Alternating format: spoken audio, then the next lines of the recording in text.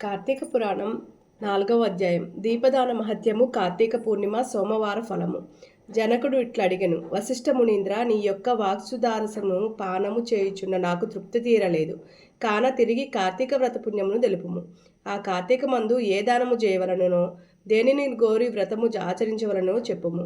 వశిష్ఠుడు ఇట్లు పలికెను, పాపమును నశింపజేయనదియు పుణ్యమును వృద్ధిని పొందినదియు అయిన కార్తీక వ్రతమును ఇంకా చెప్పదను వినుము. కార్తీక మాసమందు సాయంకాలమున శివాలయమందు దీపారాధన చేసినచో అనంత ఫలము కలుగును. కార్తీక మాసమందు శివాలయంలో గోపుర ద్వారమందున శిఖరమందున ఈశ్వరలింగ సన్నిధి అందున దీపారాధన చేసినడల సమస్త పాపమును నశించును. ఎవడు కార్తీక మాసమందు శివాలయంలో ఆవు నేతితో గాని నేతితో గాని నువ్వుల నూనెతో గాని పిప్ప నూనెతో గాని నారింజ నూనెతో గాని భక్తితో దీప సమర్పణ చేయనివాడో వాడు ధన్యుడు, వాడు ధర్మాత్ముడు ఆగును.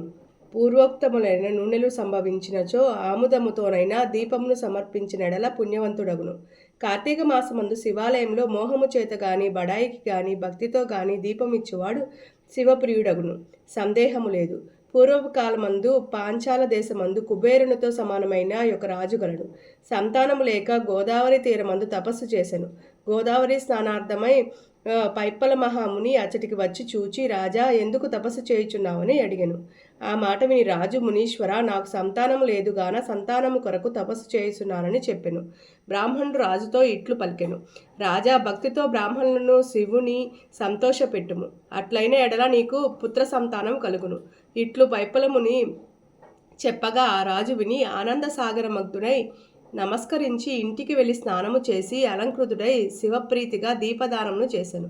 పిమ్మట ఆ పుణ్యము చేతనే రాజు భార్య గర్భవతి అయి 10వ మాసమున 2వ సూర్యుడి వలె ప్రకాశించడి ఒక పుత్రుణ్ణి కనెను.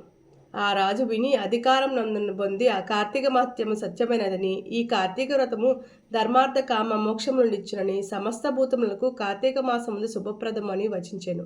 తరువాత రాజు కుమారునకు శత్రుజిత్ తను నామకరణము చేసి బ్రాహ్మణులను గోభూదానములతో పూజించెను.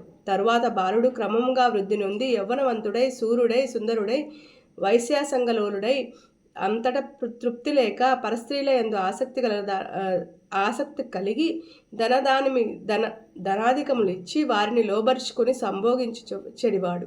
ఇది తగదని చెప్పిన గురువులను బ్రాహ్మణులను ధిక్కరించి జాతిని విడిచి జాతి సంకరకారుడై దేవప్రతిమను నిందించుచు కఠినముగా మాట్లాడుచు నిరంతరము కత్తిని చేత ధరించి అడ్డము వచ్చిన వారిని హింసించుచు అన్యాయ మార్గవర్తనుడై ఉండెను.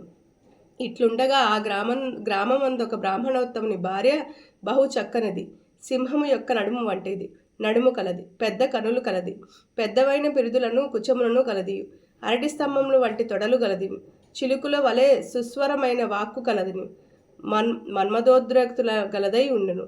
ఆ రాజకుమారుని అట్టి విప్రభార్యను చూచి దాని సౌందర్యమునకు సంతోషించి దాని యందు ఆసక్తి గలవాడాయను. బ్రాహ్మణుని భార్యయు రాజకుమారునందు ఆసక్తి గలదాయను. తరువాత ఆ బ్రాహ్మణుని భార్య అర్ధరాత్రి అందు భర్తను విడిచి కుమారుని దగ్గరకు పోయి అతనితో రాత్రి శేషమంతయు సంభోగించి ఉదయానికి పూర్వమే తిరిగి ఇంటికి వచ్చెను. ఈ ప్రకారముగా అనేక దినములు జరిగినవి.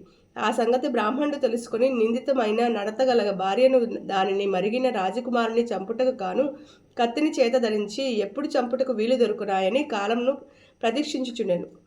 ఇట్లు కొంతకాలం గడిచిన తరువాత ఒకప్పుడు శివాలయాన కార్తీక పౌర్ణిమ సోమవారం నాడు బ్రాహ్మణి తన చీర అంచుని చింపి వత్తిని చేసెను. రాజకుమారుడు ఆముదము తెచ్చెను. ఆ వత్తితో ఆ చిన్న దీపము వెలిగించి అరుగు మీద పెట్టెను. అచట వారిద్దరూ కామశాస్త్ర ప్రకారం సంభోగము అత్యుత్సాహంతో చేసి సుఖించిరి. అంతా ఆ బ్రాహ్మణుడు కత్తిని ధరించి వెళ్ళి మారువేషంతో జీర్ణ శివాలయమందు దూరి తలుపులు గట్టిగా బిగించి కత్తితో ముందుగా రాజకుమారుని పొడిచి తరువాత భార్యను నరికెను. అంతలో రాజకుమారుడు కొంచెం జ్ఞప్తి తెచ్చుకొని కత్తితో బ్రాహ్మణుని నరికెను.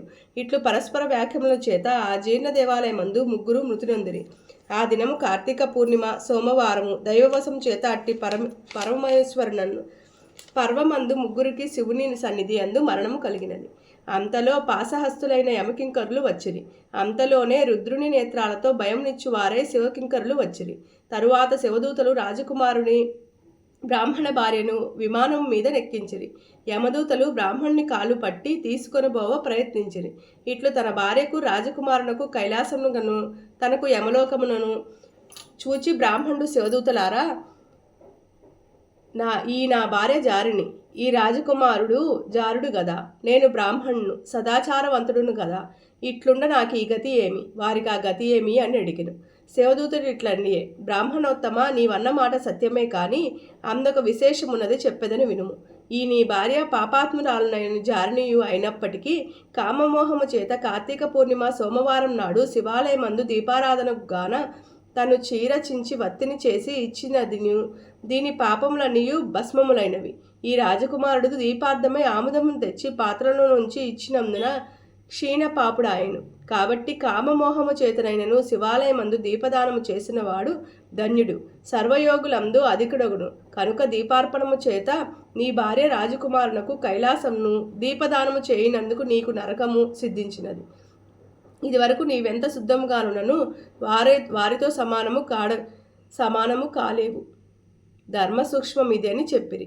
శివదూతలు ఈ ప్రకారం చెప్పిన మాటలు విని రాజకుమారుడు దయావంతుడై, అయ్యో, ఈ బ్రాహ్మణ్ణి భార్యతో రమించి ఈ బ్రాహ్మణ్ణి చేత శివాలయమందు హదురైన నాకు కైలాసము, అతనికి నరకము కలుగుట చాలా బాధాకరంగా ఉన్నది. కాబట్టి నా దీపదాన పుణ్యమును కొంత ఈ బ్రాహ్మణునికి ఇచ్చెదను. ఏకకాలమందు మృతినందిన మా ముగ్గురికి సమాన గతియే ఉండవలను. ఇట్లనే ఆలోచించి తన దీపదాన పుణ్యమును బ్రాహ్మణుకు కొంత ఇచ్చెను. ఆ పుణ్యము చేత బ్రాహ్మణుడు దివ్యమైన విమానం ఎక్కి కైలాసమునకు పోయెను. అజ్ఞానముతో చేయబడిన యొక్క దీపదానముచే ముగ్గురు కైలాసమునకు పోయిరి. కాబట్టి తప్పక కార్తీక మాసమందు ధర్మమును చేయవలను. అటు చేయని వాడు రౌరవ నరకమును పొందును. కార్తీక మాసమందు నిత్యము శివాలయమందు గాని విశ్వాలయమందు గాని దీపమాలను సమర్పించినడల దీదాన పుణ్యమును జ్ఞానమును పొంది తద్వారా పునరావృత్తి రహిత మగు మోక్షమునందును. సందేహము లేదు. కార్తీక మాసమందు హరి సన్నిధిలో స్త్రీలు కానీ పురుషులు కానీ తన శక్తి కొలది దీపార్పణము చేసిన ఎడల సర్వపాపనాశమును కలుగును. కాబట్టి నీవును శివాలయమందు కార్తీక మాసమున దీపముల పంక్తి సమర్పించును. కార్తీక పురాణం 4వ అధ్యాయం సంపూర్ణం. హర నమ పార్వతీపతే, హర హర మహాదేవ.